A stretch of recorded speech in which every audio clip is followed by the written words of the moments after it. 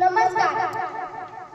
बोलणारी नदी आपल्या चौथीच्या विद्यार्थी सादर करत आहोत. त्यातील निवेदक हे पात्र मी सादर करणार आहे.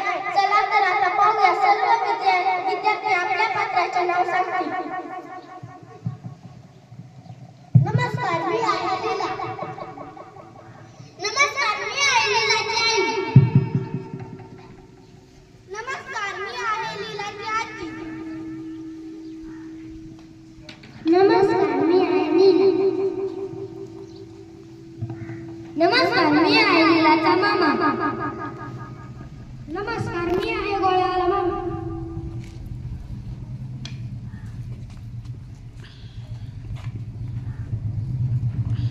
एक दिवस लीलाला खावासा वाटला बर्फाचा गोळा. ताई, मी बर्फाचा गोळा खाऊ का? नको खाऊ. आई, ताई कोण आहे? ताई, मी बर्फाचा गोळा खाऊ का? नको खाऊ. आई, मी बर्फाचा गोळा खाऊ का? नको खाऊ. आई, मी बर्फाचा गोळा खाऊ का? लीला ग लीला, माझ्या लाडक्या बाया, नको खाऊ गोळा, सगळा पाणी होईल नका गोळा. लीला नदीकडे गेली.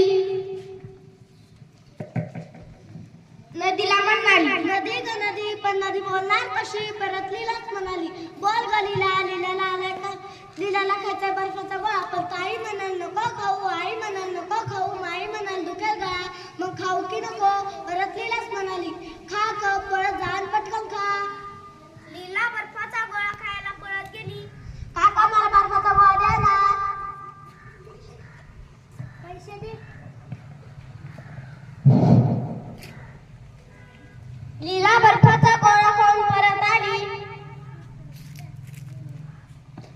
एक दिवस आला लीलाला कंटाळा. तिला वाटले बुडवावी शाळा. ताई, मी शाळा बुडू का? नको बुडू. आई, मी शाळा बुडू का? नको बुडू.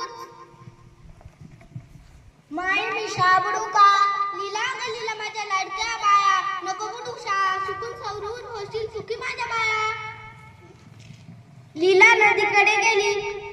नदीला म्हणाली, नदी ग नदी, पण नदी बोलणार कशी? परत लीलाच म्हणाली, बोल ग लीला. लीलाला आलाय कंटाळा, तिला वाटते बुडवावी शाळा, पण ताईपेक्षा मोठी आई, आईपेक्षा मोठी माई, माईपेक्षा मोठी मी नदीबाई, माझा एक बरोबर. लीला दिवसभर नदी काठी खेळत राहिली.